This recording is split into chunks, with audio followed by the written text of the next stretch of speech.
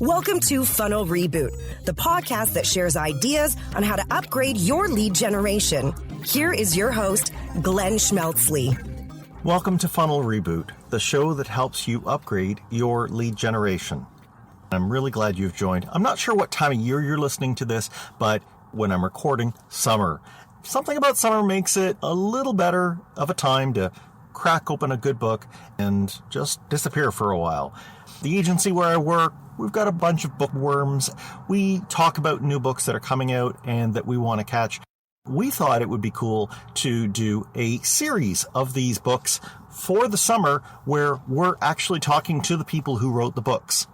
I've got a great guest for us to start off on our first book, a founder of a company who's a digital agency in Portland, Maine, and he founded the Agents of Change, which is both a podcast as well as a regular conference that talks about search, social, and mobile marketing. He's also a nationally recognized speaker on various topics like social media and digital marketing. The name of the book we're going to go through is called The Lead Machine, The Small Business Guide to Digital Marketing. The author of that book is Rich Brooks. Listen through this show as we get into how he believes your website forms the cornerstone for all your digital marketing. We go through SEO, we go through paid advertising, we go through social, both organic and paid. We talk about podcasts, the use of video, we talk about email, and he finishes with an interesting take on how businesses should deal with their outside consultants and agencies when it comes to having help with their marketing. So please join me in listening to this interview that we have with Rich Brooks. Well, let me welcome Rich Brooks to the show. Thanks for coming on, Rich. Glenn, it's an absolute pleasure. Thank you so much. Well, I have had a lot of chances to hear you through the Agents of Change podcast, and I recently got a chance to get another side of Rich by delving into the book that you wrote. And I'm in a series right now where I'm covering books about marketing by people I consider to really know their marketing stuff. And yours is called The Lead Machine. Can you tell me a little bit about it? Sure. I mean, I wrote The Lead Machine with the idea of there's just still a lot of unknowns when it comes to digital marketing. And so what I wanted to do is kind of demystify it. And I wanted to provide information that would help both the beginner and people who had been in the business for a while, just to give them another approach, another example, another way of thinking about it, and also put everything together. I had been talking about ideas around holistic web marketing for a while, but it was actually in writing the book that I came up with this idea of the bare essentials of digital marketing, which I talk about in the book. It's actually how the book is organized, with the whole idea of build, attract, retain, and evaluate, where B is for build, and that's all about the platform, your website. A is for attract, which is all about how do you drive that traffic.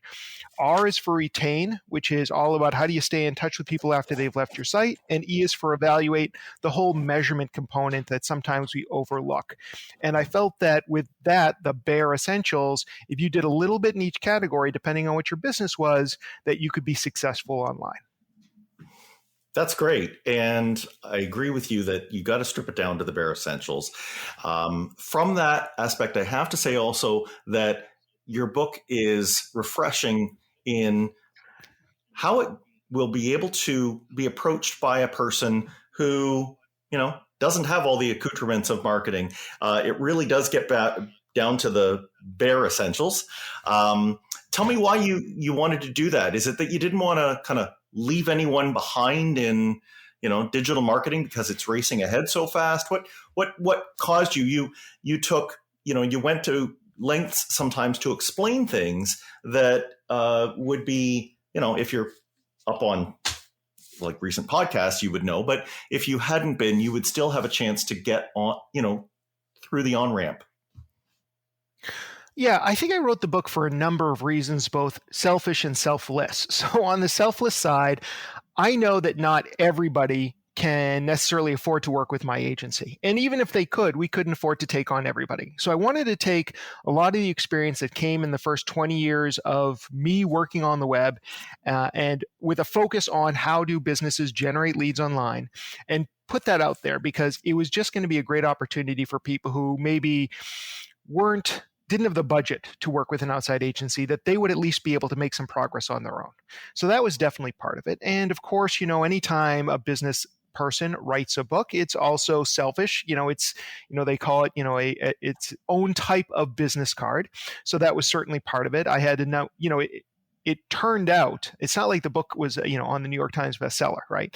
But there were enough people who bought the book and then hired Flight that's really where we generated revenue from it. So it became a lead magnet unto itself, just being able to do that.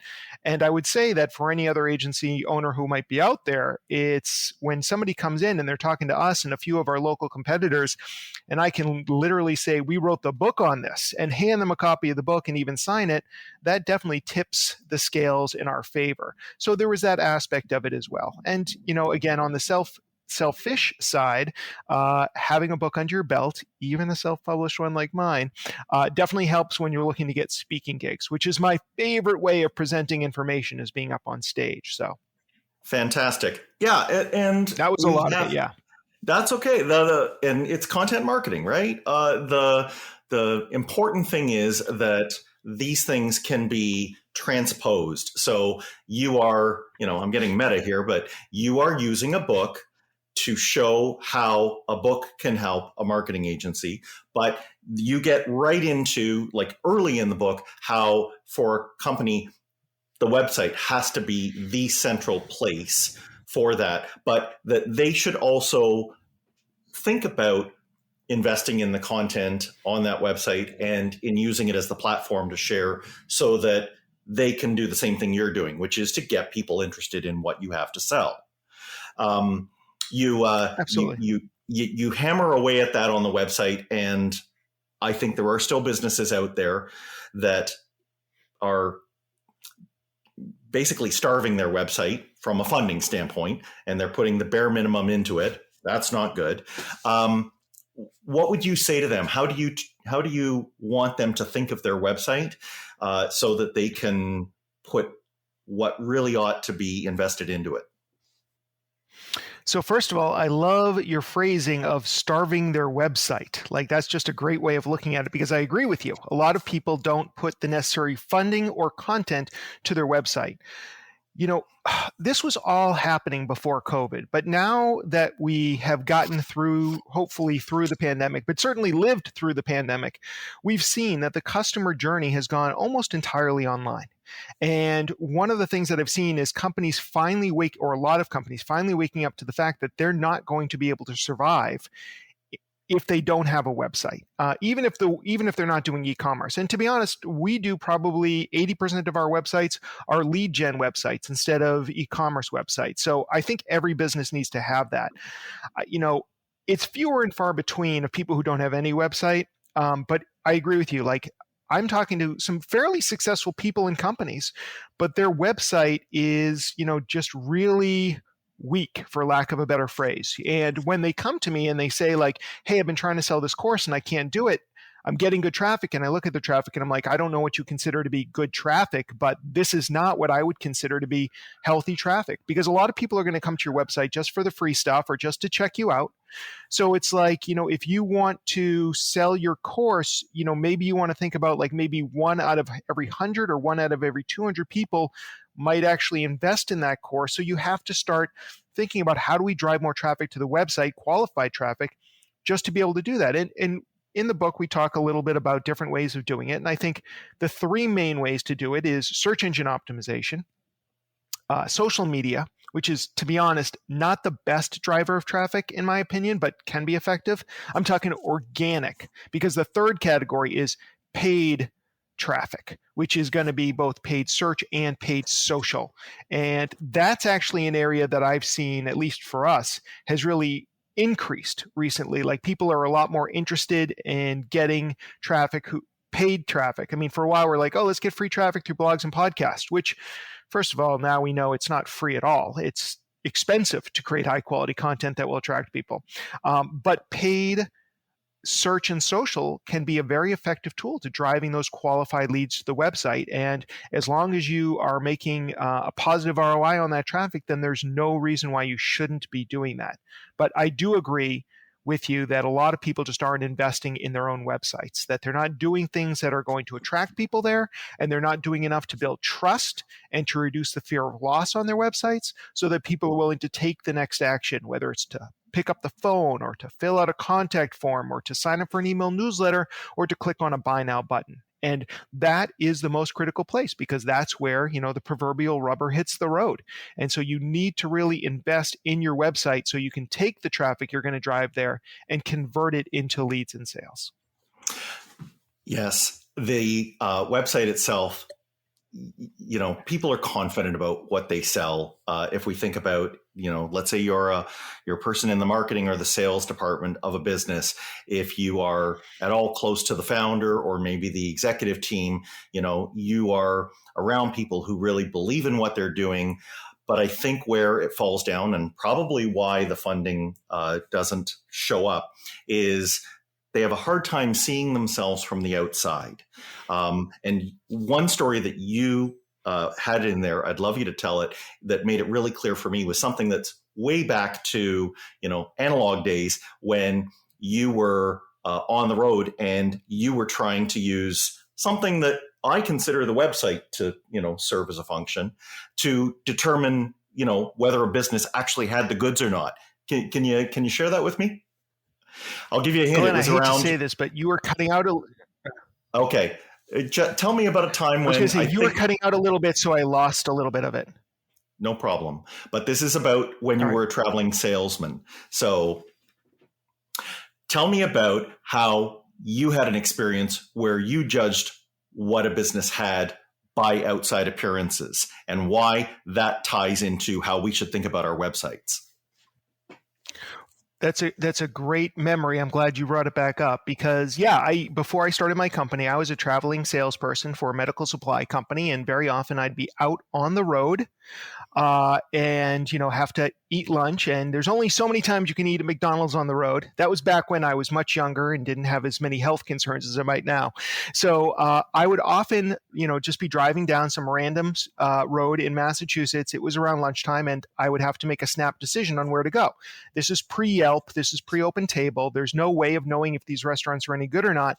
So I would often judge them by the way the building and the signage looked. And so if I saw a restaurant that had a really nice sign, the shortcut was if they're investing in their outward appearance, they're probably doing a pretty good job on the food and how clean it is and everything else that's going on. Where if I saw a dirty, dingy, underlit front of a building and the sign was out or whatever it might be, I would probably not choose there. Now, I may have missed out on some of the greatest potential lunches of my life, but it didn't matter because there has to be something on the outside that's going to lure people in, that's going to build trust immediately. And that's a lot of what's going on with your website. So there is that trust building just from looking at it. And these days, even the free themes that you can get or Wix or these look pretty good, but you do so the bar has been raised would be my argument. So now it's like, what else can you do to really stand out? Where a few years ago, some high quality stock photography might have gotten you there. We're really pushing our clients these days to have custom photography taken.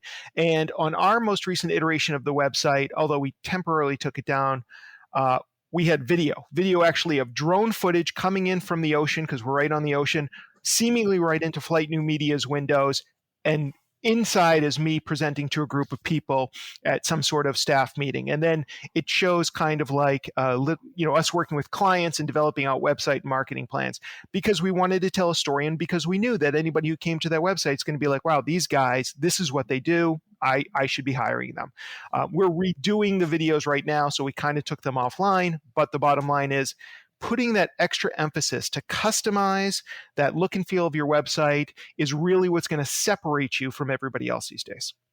Yeah, and you can use content like that on the website, but I know that you also like to use things like podcasts and video outside of that website as part of that attract feature. Tell me a little bit more about, what you would say to a person who's maybe reclusive behind the keyboard, maybe did a little bit of, blogging, but they're not quite there with stepping up to putting out audio or even putting out video. Why do you think that that is so important? Well, I think it is important, but I would also say that if you're not ready to be on video or audio, then maybe that's not the best platform for you. That the idea of creating content is you have three obvious choices. One is the written word, one is audio podcasts like you and I have, one would be a video channel on something like YouTube. So you don't have to do everything. I do believe that you should find out where your audience is and what you do best, see where the overlaps are, and focus on that content. If your audience does better with the written word, then great, you should be writing. If they do better, listening to podcasts while they're commuting, then great, you should have a podcast, and so on and so forth. If your best clients, best customers like a content that you're not comfortable creating, then you have to hire that out, would be my recommendation. So if you found out that if you've got a product that really needs to be demonstrated and you just don't want to be in front of the camera, well, then you got to hire somebody who doesn't mind being in front of the camera. Maybe you can write the script, but you've got to develop that content. It doesn't mean you have to be the star of it. All that being said, we all hate our voice, right? We're all like, oh my God, look how awful I look in that photo or on that video, or I can't stand the sound of my own voice. We all go through that. And the more you do something, the better. John Lee Dumas famously talks about the fact like his first podcast episodes were so bad he can't even listen to them. In fact, the first one he did, he never published until years later as a hidden track on a later podcast that he just drops in after a few minutes of silence. So I think it's a matter of overcoming some of your fears and concerns and just putting out quality content that you think is going to be valuable and helpful to people, and putting the focus on them and not on your insecurities or concerns about the way you look or the way that you sound. Yeah, I agree. The other aspect of it, we have to remember where people are in their exposure to you, right? And so we can't imagine that they all, know, like, and trust the brand. Or maybe they have a problem and they haven't quite matched up, that product market so that they now understand, oh, what you have actually solves my problem. So that content that you're putting out, that you should be putting out, has that benefit of, I guess, helping them with that immediate thing. But also, if they're at that beginning stage, it could lead them to like the next logical step. And we're talking largely to B2B marketers here. We're talking about people who the function of what their kind of upper funnel marketing is, it's not to get the sale. It's not to make a cash register ring. It is instead just to get them to that next step. So like maybe what could you suggest? What did you talk about in the book that are some of those easy, small steps that you can make to get somebody from, let's say, your social media account to a next place where maybe they can learn more and keep going on the journey with you? Yeah, well, I think the word journey is one that I keep coming back to these days, more so these days than even when I wrote the book. And the whole idea of the customer or the buyer journey, and the idea of having like awareness, consideration, and decision, and creating content for each one of those steps along the way. So awareness is like, I realize I need more business, so how am I going to get more business in this case? Should I look online? So you might have some kind of content that answers the questions that people are asking at each stage.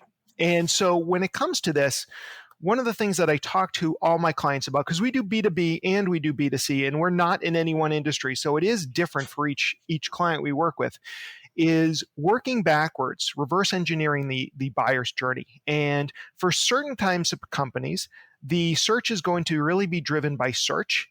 And other times it's going to really be driven by social. And of course, you can use advertising on either platform, so it really depends. And sometimes local search comes into it. So you kind of have to start to think about where people are going to be when they're doing this. So for example, I'm talking to somebody right now who's trying to teach people to fix their cats, get them spayed, neutered, whatever, earlier on, like by 5 months. And so she's like, well, we have all this money. Google's going to give us $10,000 a month in free advertisement.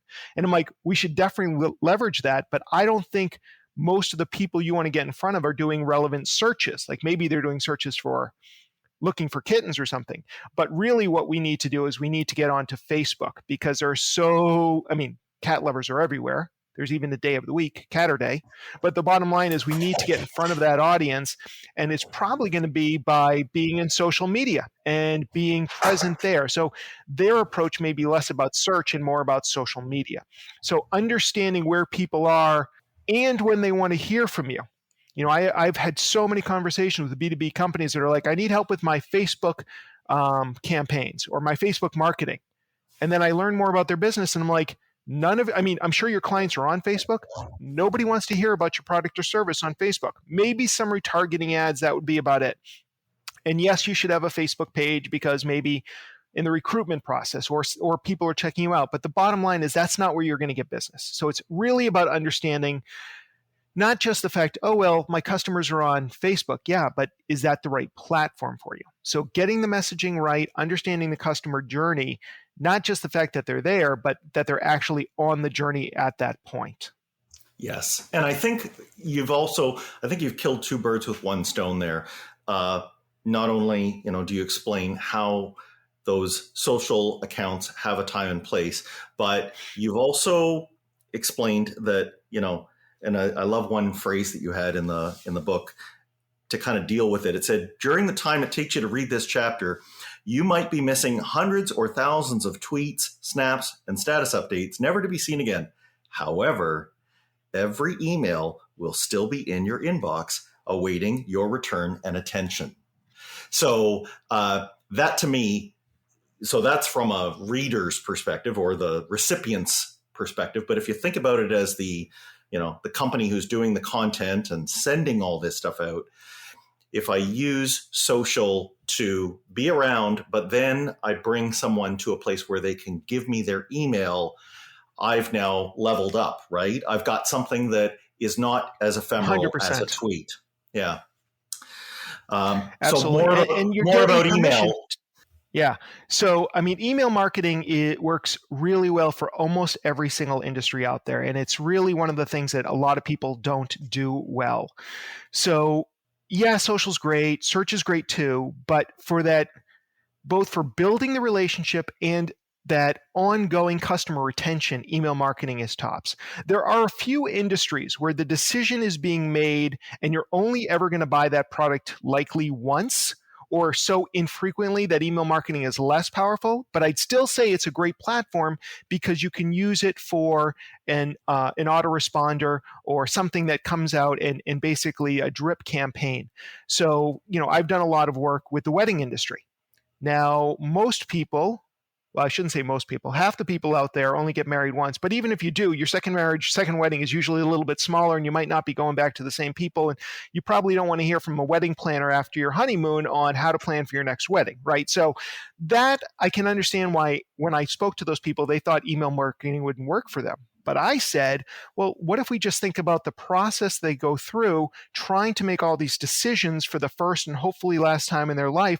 What if you created an auto drip campaign that answered all their questions? And this way you're building rapport with them. You're constantly in front of them, like maybe every few days they're getting this drip from you, this email with great content, and you're just building that relationship. And that's something that they kind of understood. And for most businesses like mine or yours, putting out a blog or a podcast and then backing it up with an email to remind people or to let them know that something new has been created and dropped, that's just a great way of driving traffic back to your website or to your podcast and reminding people that you still exist. So there's a lot of different ways to use email marketing, but they all build trust and they all build rapport. Yes. And you're getting, a little more personalized, at least in their eyes, right? They're seeing your email and who knows, in that same inbox, they might be reading an email from their grandma. We have to put ourselves in the mindset of where that person is and act appropriately, right? So it's unusual to get, especially from a brand that's used to thinking in, mass communication terms.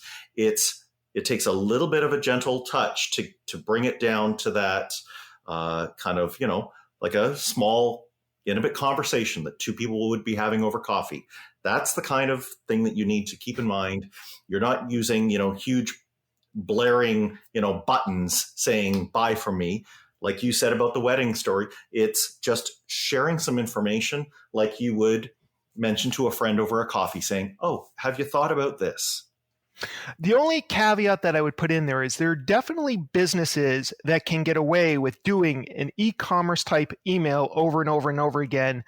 Obviously Amazon, I don't need to hear about how things are working out in their office. I just want to know if there's like a new book that's similar to previous books that I bought. So, I mean, for some businesses, right. We used to work with a local clothing company, and all their emails were really about driving foot traffic to the store and stuff like that. So it's not that there's only one way to do it, but I do feel that a lot of people don't realize that you can really build rapport and educate somebody via email. Like they're only thinking about it from but I get all these spammy emails from Expedia and everybody else. It's like, no, but you don't have to do it like that. Do it in a way that serves your clients and your business. Yeah, well put. So few things just that I want to touch on, because you go near the end of the book into evaluating.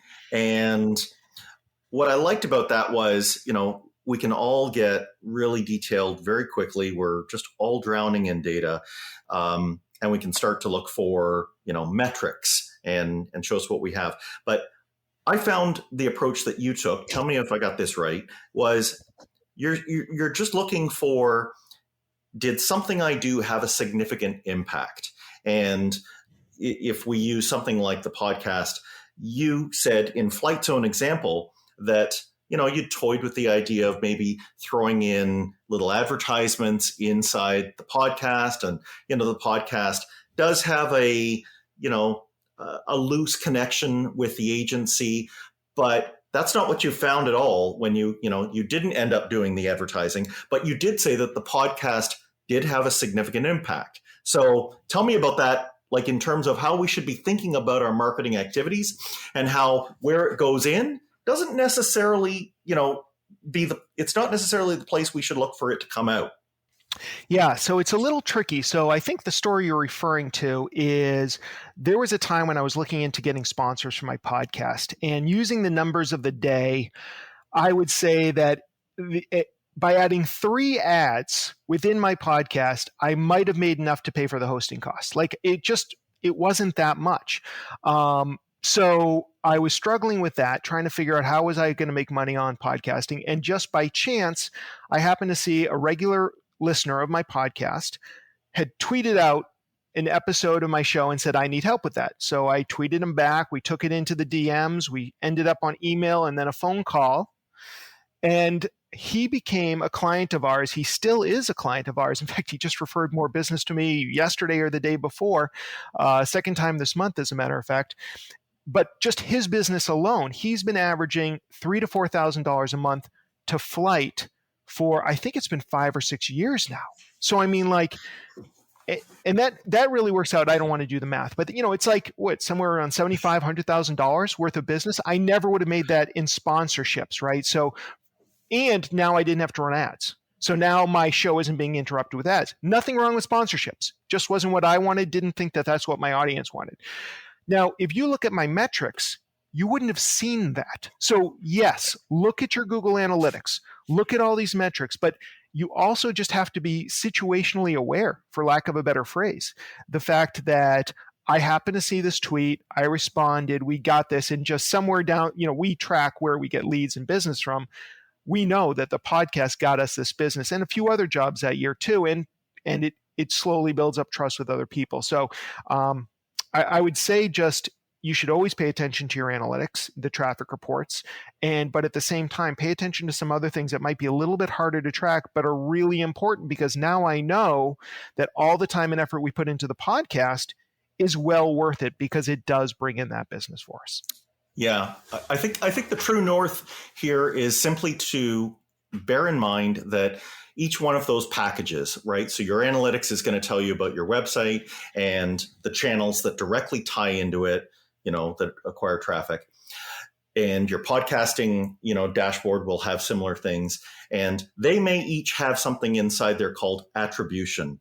But it's what you've said. It's like they're only dealing with the information that is in their purview.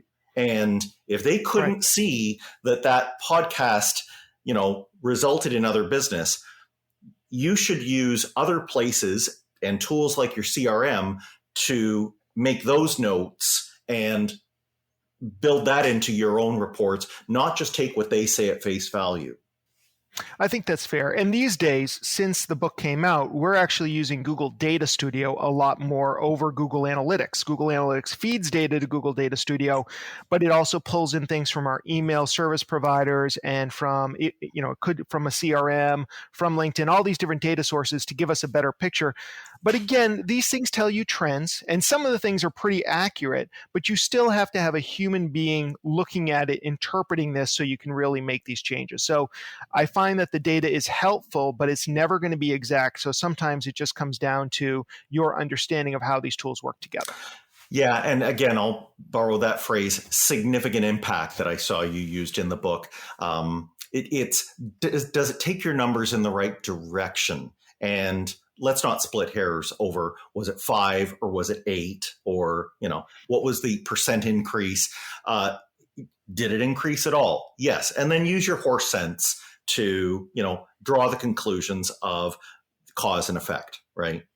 I want to move on to an area that you just used it there, Rich. I don't know if you noticed, but you did it again. You were very transparent. You're taking us inside of how the agency does things and how you do things. And this is kind of all around through the book.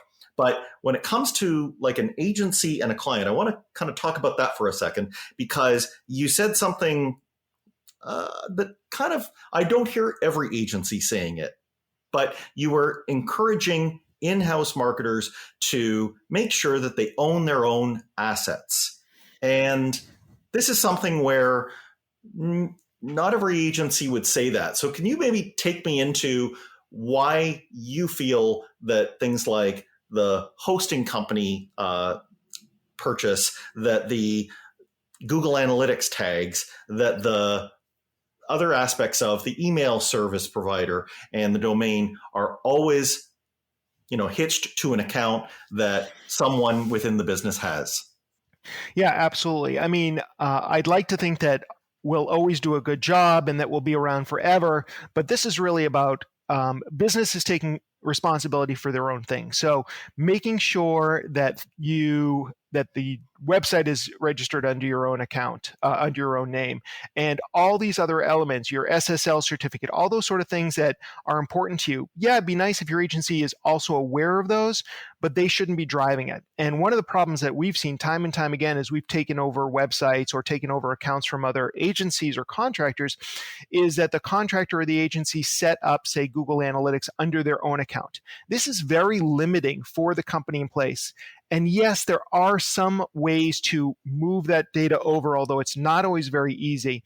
So it's just best that you own these things and then you give your agency or contractors, outside contractors, access, even administrative level access if you trust them to that degree. But the bottom line is it needs to be yours and you need to take responsibility for that. And that includes making sure that the email address you have on record with all these things is the updated one, because I cannot count the number of times we have been unable to help a client get something back because the email address was for an employee who no longer works there on an ISP that doesn't exist. So you need to be in control of your own destiny. Yeah. And it takes, yes, a little bit of understanding the technical side, but you're saying it's worth the headache. You don't want to be held hostage. It's really important. I think that is it fair to say that by the same token, if someone's talking with an agency and maybe just getting into a relationship with them or toying with working with them, and that agency starts saying, we will set up your accounts, or we must have, full access and full admin rights on these, and they must be on our property. Do you think that is a good foot to start the agency relationship off on, or do you suggest that the client maybe goes somewhere else? It really depends because I think it should always be under your account, but we've certainly set people up, especially early on when not everybody had a Google account. Like we'd go in and set up everything for them under their account. Like we did the legwork for them, but we set it up under their name and then went and gave Flight New Media full access to those accounts. Whether you want to give administrative level access or not, that sometimes will come down to what exactly they're doing for you, how much trust has been built up. Like I might not trust some random dude in his mother's garage who's been doing it for 6 months, but if an agency's been in business for 5, 10, 20 years and has a host of clients and you know them because they're a local business that you've done, that's a whole different situation. Like in anything else, a certain amount of trust has to be there for any business relationship to work. That's right. I think the one area that perhaps is the canary in the coal mine is if they have a proprietary content management system and they're telling you, you must use that.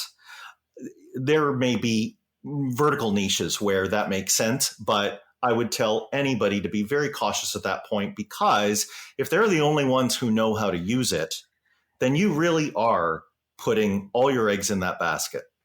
I 100% agree with that. And I'm always leery of that. Now, admittedly, we've made our bones by going against that model and using WordPress as a platform as an example. But I absolutely hear you that I get nervous. And we've had this situation, we're dealing with it right now. We had a hard deadline because a client had to have a website launched by, I think it's the end of July 1st.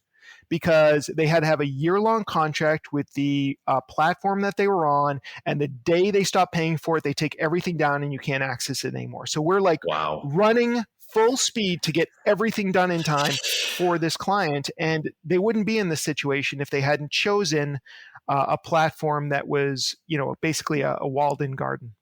Yeah.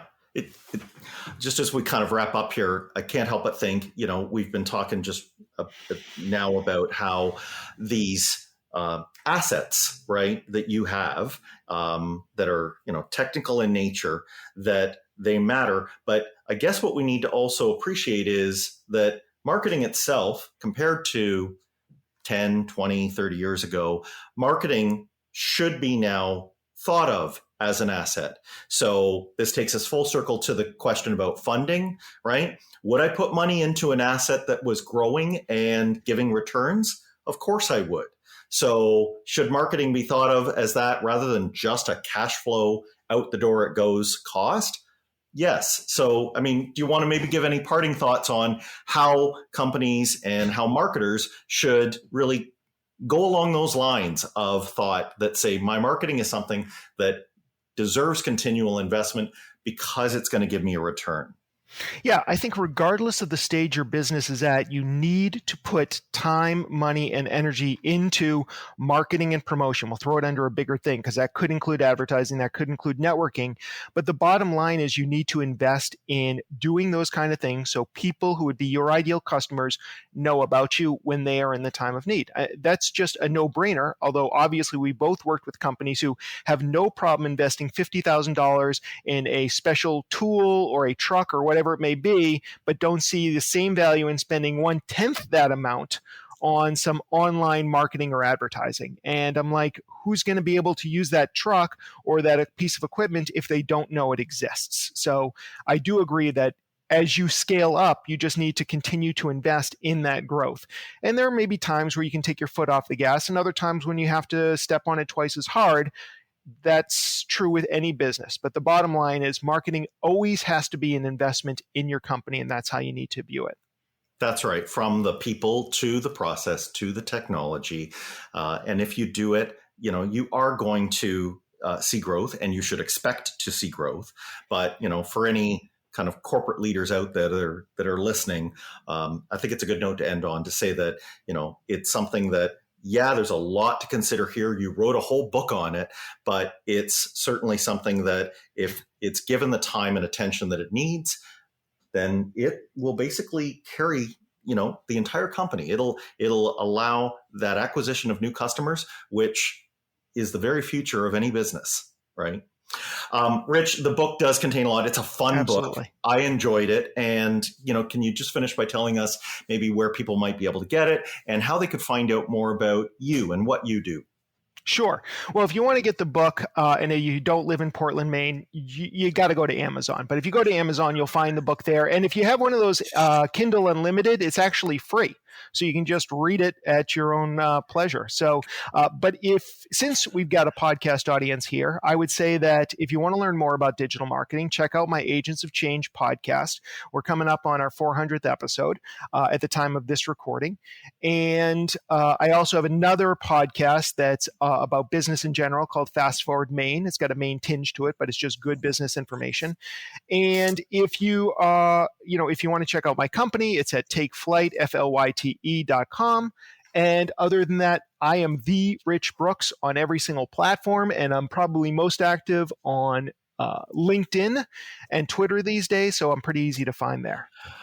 I'll vouch for that. And so, full disclosure here, I have been a very long time listener of Agents of Change podcasts. And for anyone who is wondering if Rich means what he says when people he'll respond when people reach out to him, I'm living proof. This is exactly how this podcast happened. So, Rich, thanks for being good to your word. And I just want to say thank you very much for giving us your time. Thank you for the book and being so transparent with what you learn and just turning it right back around and sharing it. Oh, it was absolutely my pleasure. Thank you for having me on the show. It was just great to talk about the book and everything else when it comes to digital marketing. That's great. And so for anyone who would like to keep getting episodes like this, I'd encourage you to subscribe wherever you listen to audio. And if you have any feedback or want to catch the show notes with anything that we've mentioned here in the show, it's available at funnelreboot.com. Thanks for listening. Follow the show on Twitter at Funnel Reboot. If you like what you have heard today, please consider leaving a review wherever you get your podcasts.